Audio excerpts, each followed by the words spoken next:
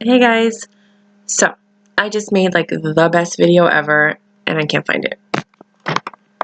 So I'm going to have to make another one. And I don't think I'm going to have the enthusiasm that I had before that because it was like a really, really good video. But basically it was about dating and commitment. Today it's Valentine's Day 2019 and I was hosting a speed dating event for a friend in Astoria, Queens in New York City. And my friend's company is singleandthecity.com or ondating.com. And I'll put the links on the bottom of this video. But I met some of the most gorgeous people, the most amazing, easy to get along with, and they're single. And I'm like, why are you single? But the one thing that everybody said across the board is that basically what it is commitment. There's no more commitment. And I'm just going to quickly go through the timeline that I've discovered. I'm a relationship coach. I'm a matchmaker. I do a lot of things. And what I found is that people don't have boyfriends or girlfriends anymore. They're just dating or talking. And I guess me and my friends in this generation, we don't do that. Like, we come from a generation where it's like, hi, how are you? And you have like a 10-minute conversation, and then it's like, I like this person. And then they like you, and it's like, will you be my girlfriend? And you're like, yeah. Or by the end of the conversation or the end of that day, the person asks for some type of commitment. And you commit to being in a relationship and making it work. And then if you're not interested, you break up and then move on. You don't move on and then break up. There's no cheating. Like, it was just, one, it's disrespectful, and two, it's just not what you just don't do that. Then I find, so what happened was that was how things were done. Then people got pagers, and then sometimes people were dating, and whoever was wherever the problem started, somebody would text them besos or hi boo or, on my mind. Like, these were like beeper codes that we had back in the day. And like, that was the beginning of talking to more than one person or having someone that was kind of interested in you, trying to wedge in between you and your relationship, right? Then there were AOL Messenger, and people were talking to multiple people and getting to know each other, and people were intriguing your mind and stimulating you. So you're like, you might have a girlfriend, but then you started talking to somebody in a chat room and things got a little, hot and heavy or whatever and whatever. Then there were websites like eHarmony and Match.com and Ashley Madison, and people were being exposed to more people than they had been. Because remember, when you keep it small, if you're from like a small town, or even if you're just like from a town, like I'm from I'm still in New York City, but I'm in Queens, which is outside of New York City. So like when you dated, it's like, you knew everybody in your town, and it's like you met somebody, you liked them, you started dating them, and that was it. There was no ifs, ands, or buts. You're not all over the place. But when you're exposed and your circle becomes larger, it makes it easier for you to stray. Not me, not my partners, but I'm just saying. This is what I've seen over the years, and this is what I've encountered when I'm coaching people and they're telling me like what happened. Because when you call me, I'm like, so what happened? Tell me everything, right? And so they do. And and then I've also learned that then there were apps, and you could swipe right or swipe left. So then it got bigger. And I always tell people, I say, in New York, you could break up with someone at a bar and turn around, meet somebody, and go home with that person and have a new partner right away. So it's very difficult when there's so many options. But the reason it's difficult is because there's been a lack of commitment through the generations. And I find that with my generation, we want a commitment right away, and not everybody. There's some people that are watching this video and they're like, you're not talking about me. And I'm like, no, I'm not talking about you. Go away. But if you want to learn something, sit, hang out, see what happens. And I feel that when there is a commitment, you learn a lot. Like Ariana Grande's Thank You Next. If you choose to be in a relationship with someone, you're saying, I choose you. I choose from this point on to try to make it work with you and to see if there's something that we can accomplish together. Maybe we'll have some type of future together or not. I don't know. But in that unknown, I choose you. I always give this example. Like, I choose to kiss you in the morning before you leave or put notes in your pocket.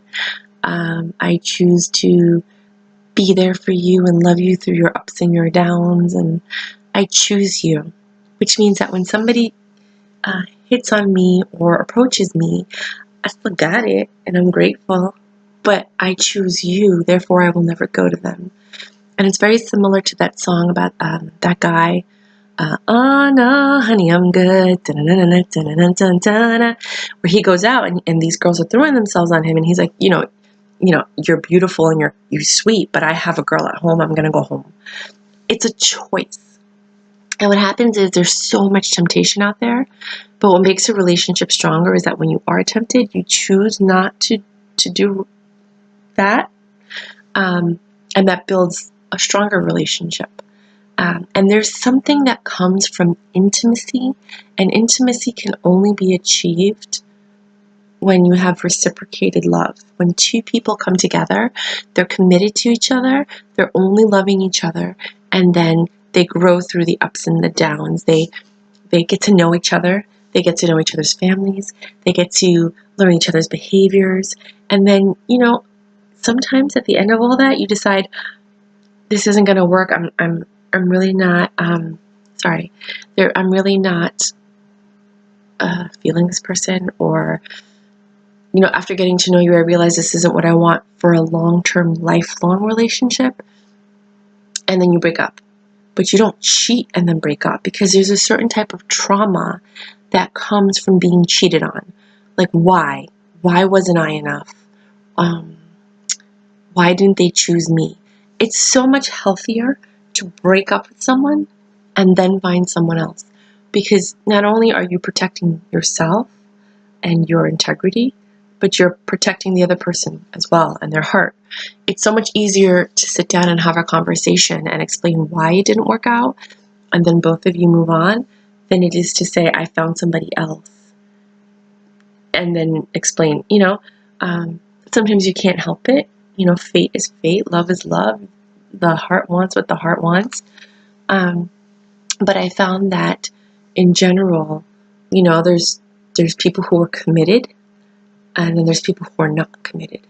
And the people who are not committed, because they have to find their way, and we're all on different paths and journeys, they tend to do more of the pain and cause the hurt to the people that are committed. And then that causes the people who are committed sometimes to pull back, be hurt and jaded, and then hurt other people and lash out until they find someone they can trust, and then they open up like a flower again, and the love is there. Because they were always full of love, and all they know is love. There's some people that are so loving and kind and so relationship focused, and then there's other people who aren't yet. And some people who never will be. And those people tend to have a pattern of behavior where they'll focus on you for a few weeks, and then they find something that interests them. Then they get distracted by the shiny, glittery thing, person, whatever. And then they go there, and then they're not getting the same love from them that they got from you, but they still try, and then it doesn't work out, and they come back to you. They get refilled because you are their fuel for their tank. Then they go back out and try with someone else. That doesn't work, and they come back. They're never committed to you, at which point you have to make a decision. Do you want to stay in a relationship like that, or do you want to walk away? My professional opinion is to walk away, because every relationship should be reciprocated, and you need to find someone that's going to choose you, and is going to love you, and is going to pick you above all other people, all of them.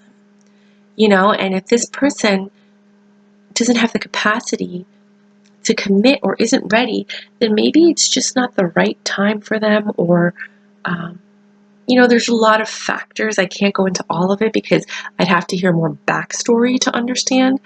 But in general, there's people that are committed and are ready for a relationship, and people who aren't.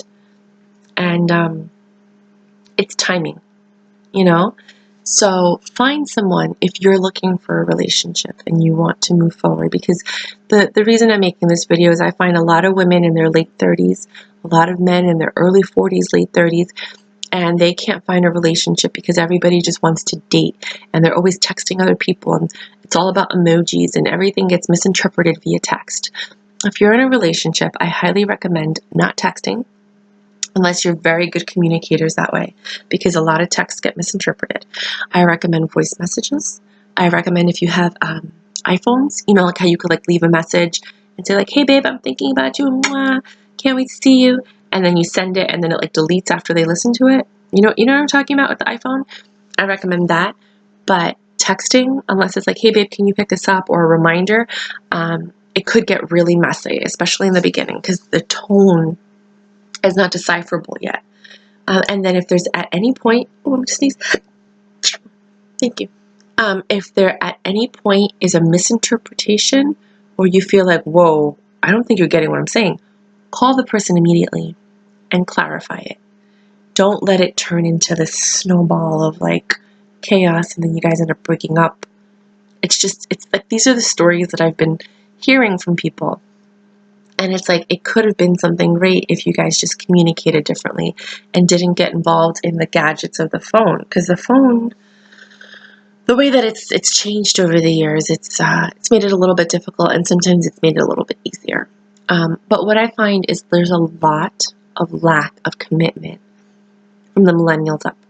And there's a lot of young men that are going for older women because they are committed and they're loyal and they're faithful and they're ready. And there's a lot of women that are younger that are like Instagram, whatever, they're not committed, they're focused on other things that both older men and younger men are not interested in. So I find a lot of these younger women are single. They're constantly not single, they're dating, but never in a committed relationship. And this is not everybody. I'm just speaking in general, like in general terms, because it's what I experienced this evening and recently with the conversations that I've had. Now I know in different parts of the world and in different parts of America, this is not the normal. We are talking about dating in New York City, possibly LA, big cities, where there's a lot of options, and you can go to a bar, break up with someone, turn around and go home with the person next to you because there are so many options. Okay? And people were asking me, because I also do matchmaking, but only for like high profile clients and things like that, because they pay well. And I'm being honest, you know, like it doesn't make sense for me to do matchmaking if you can't pay $500 to $5,000. It just doesn't make sense. So I look at it like, the key is commitment. And I tell everybody, are you looking for a committed relationship? Because if you're just dating, or you just want to sleep with somebody, or you're not sure, then you need to leave and come back when you are sure that you want a committed long-term relationship, because I'm not trying to emotionally damage anybody. If I know that you're not serious, or you're not ready, or you don't know, I don't want to introduce you to somebody who is looking for someone. And when I was talking to a lot of the people this evening, I realized that they are ready and they're amazing. And they're such good people, and they're out doing speed dating on Valentine's Day because they're looking for someone. And they figure it's a numbers game. I'm putting myself out there. I want to meet somebody, and it's just not working any other way. The apps aren't working. The, websites aren't working. Meeting people through friends isn't working, networking. So let me try speed dating, And I think it's admirable to put yourself out there. But in a generation where there's less commitment than in the past, it's very difficult. And I think I'm making this video to urge people to make a commitment. When you meet somebody, if you like them, don't date them. Do you want to be my boyfriend? Would you like to be my girlfriend? I would like to try to see if we can make this work, and then work towards something. And if there's anybody watching this video and they're saying, oh, you don't know what you're talking about, blah, blah, blah, you're the problem. And I'm saying it to you are the person that ruins everybody else because you cannot commit. And because you cannot commit, you are dating everybody and trying to find what you like. And in doing that, you're hurting and leaving a trail of pain behind you. And I understand that everybody's on a different journey and we all have to learn differently. But I don't think it's fair that so many people have to be hurt in order for you to learn commitment and you to learn what you like. It's not fair. You know, and I've realized that some people are more privileged than others because they're more attractive and they're easy to get along with. But there's patterns of behavior that you'll notice, and that'll keep you safe from these people. So there are some people that they meet you and they're all about you for about 2 weeks to a little bit more. Then there's somebody else that they meet and they're all about them. And it makes it seem like they're a friend, but they're all about them. And then 2 weeks later or a month later, they meet someone else and they're all about them. That person cannot commit to being in a relationship with you because they can't stay focused long enough to be with you. They're always distracted by the dangling, glittering thing in front of them. Maybe this is better. Maybe that person's better. Or this person intrigues me. They may always come back home to home base, but they never stay home and they don't choose to be here until they run out of options. And then you're just the last resort. Do you really want to be that? I highly recommend finding somebody who chooses you and puts you first and spends time with you and holds your hand and loves you and takes you out and spends time with you and buys you flowers or massages you, makes you feel loved, encourages you, is always there when you need them, is your best friend. Everyone deserves to be with their best friend. It's not just about sex, and it's not just about not being alone. It's about finding someone that you're compatible with, that you can have intellectual conversations with, or conversations that you find intriguing. Some people are just, they love to laugh and they love to smile, and some people just want to be with someone that they're cordial and polite with. Whatever it is that you're looking for a lifelong partner, find that and have it be reciprocated between the two of you. And that, I feel, in my personal opinion, is valuable and it's worth fighting for. And it'll help if you learn to commit early and decide if you want to be with someone. Now, if you're not happy and this isn't working, break up and move on. But break up before you find someone else. Because to wait to find someone else and then break up, that's the worst. Because you're wasting this other person's time where they could be finding someone who's going to love them. And the trauma that you're causing, I can't stress enough how much trauma you cause when you cheat on another human being or you leave them for someone else. That's the biggest thing that I coach.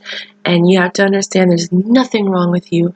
It's the other person's lack of commitment or inability to commit. And they're just going to do it to the next person. So don't stress it. Like you dodged a bullet. You dodged a bullet. But again, my name is Myra Perdomo. I'm the founder of the Intimacy School. I was hosting a speed dating event for a friend of mine, and I just find that this is a theme that's constantly happening. And again, if someone's really angry at me or they disagree with me or they're like, no, you have to date to get to know what you like, and you're the problem. You're the problem. And I don't want you in my world. So we don't have to talk. Just turn this video off and go away. Please leave. Bye. I'm not saying monogamy is the key to everything, but you learn more in a relationship when you are in a committed relationship and you decide what you don't like than to sit there and date 15 people, because 10 of those 15 people are going to, let's say you're only dating 3 people or 2 people. Somebody really likes you. Maybe both of them do. And when you pick one, you're hurting the other person that invested all of this time and was sitting there waiting for you. It's not fair. Pick someone. See if it works. If it doesn't work, pick someone else. you know? And then they're like, oh, but I might miss the other girl. And well, then you pick the wrong one. You got to pick the one that you like the most and then make it work with that one. You know, this casual sex society is, you know, it's great when you're the one that's in the middle and then everybody's loving you, but you leave a trail of pain, and that pain catches up to you. Karma is real. Like, so I'm just gonna leave it at that. But I hope that this reached whoever it needs to reach. I hope that some people that are on the fence about being with someone decide to commit and then see if it works out. I hope that you know, people who are dating and single realize that perhaps the key to finding a positive relationship is to commit, or to start setting your standards higher so that you're finding people that already have the mindset to commit. Because people who have the mindset to commit, they commit. And people who are like on the fence, or they're texting you with emojis, or they're like, I don't know, or they're asking for a rain check, or, you know, they're here, they make plans with you, they cancel. You know, they're never going to commit to you, because there's other people that they're talking to that they're not doing that to. So you have to understand that, like, respect is reciprocated, and that's what you're looking for. You're looking for a respectful relationship with someone who understands you. Now, if both of you are in agreement and you both want to date other people and you're okay with it, that's also okay, as long as it's agreed upon. Don't let somebody think that they're the only one, or that you're only with them and then you're talking to other people. That's just wrong on 50,000 levels. Does that make sense? So if you're looking for a relationship, don't talk to someone who's dating other people. And if you're looking for dating, don't talk to someone who's looking for a relationship. Does that make sense? You'll avoid a lot of pain in the long run. All right, guys, have a good night. Happy Valentine's Day. And I hope you get to spend it with someone special. And if not, maybe next year you'll find somebody that you're compatible with.